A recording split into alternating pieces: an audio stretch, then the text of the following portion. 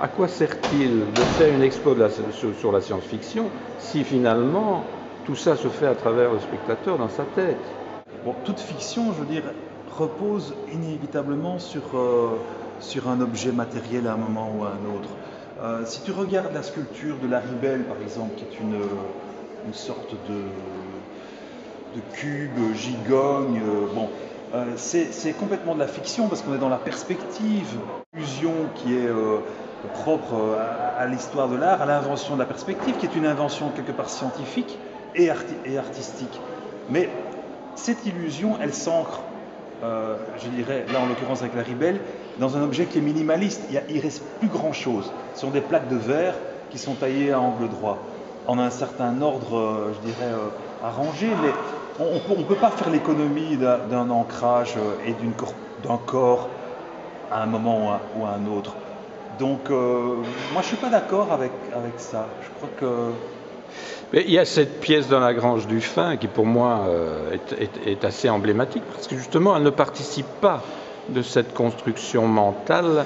Elle fait entrer le corps, puisqu'il s'agit de traverser des corps de lumière, donc traverser des murs. Oui. Et là, tu as une expérience physique avec le travail. C'est le corps et l'esprit sans arrêt. Hein. Je veux dire, c'est pas pour donner comme ça, jeter comme ça un joker un peu facile, le corps et l'esprit. C'est vraiment ça avec Anthony McCall, les sculptures de lumière que tu évoques. Je veux dire, c'est vrai que c'est extrêmement physique. Il y a un dedans, un dehors. On n'a jamais été aussi sensiblement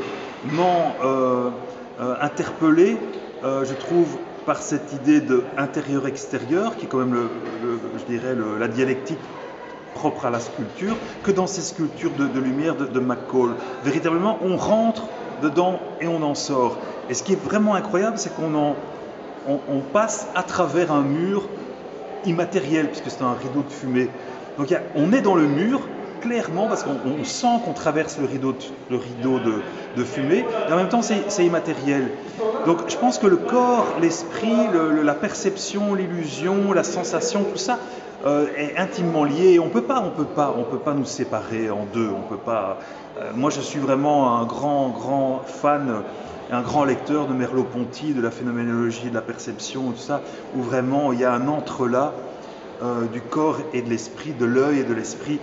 Et c'est vraiment ce qui domine, je dirais, l'art moderne depuis Cézanne. Hein. Mais Ponty, il a écrit des textes magnifiques sur Cézanne où il ancre justement sa phénoménologie du corps dans l'œuvre de Cézanne. Et je crois qu'on y est encore. Avec McCall, ça c'est certain. Avec Laribel, c'est certain. Avec Anne-Veronica Janssen, c'est certain. Avec tous ces artistes qui travaillent cette relation inextricable du corps et de l'esprit. Mais il y a des artistes beaucoup plus conceptuels dans l'expo. Hein. Tu vois, Dora Garcia, c'est clairement de la fiction pure. Quoi. C'est une citation, comme tu le disais, c'est postmoderne. Elle cite Ray Bradbury, Fahrenheit 451, et cette contre-utopie, voilà, d'une dictature, d'une société totalitaire où les livres sont interdits, sont brûlés par les pompiers. Et donc voilà, on est dans quelque chose qui est complètement fictif, mais qui en même temps rappelle les pires années de l'Inquisition et les pires années du fascisme où on faisait des autodafés. Donc on est dans le corps et on n'en sort pas, dans le corps social, dans le corps individuel, on n'en sort pas.